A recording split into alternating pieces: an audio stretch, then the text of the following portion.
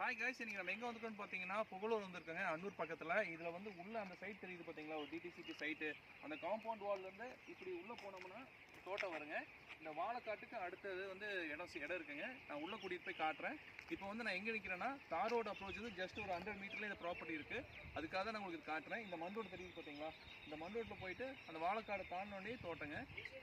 இது வந்து ஒரு வில்லேஜுக்கு போகிற முக்கியமான ரோடுங்க. ஏக்கர் வந்து 1.5 ஏக்கர் சேல்ஸ்க்கு வந்திருக்கு. சர்வீஸு, போரு, வீடு எல்லாமே இருக்குது. நான் இப்போ உங்களுக்கு இந்த பேசி முடிச்சதுக்கப்புறம் அந்த வீடியோ காட்டுறேன்.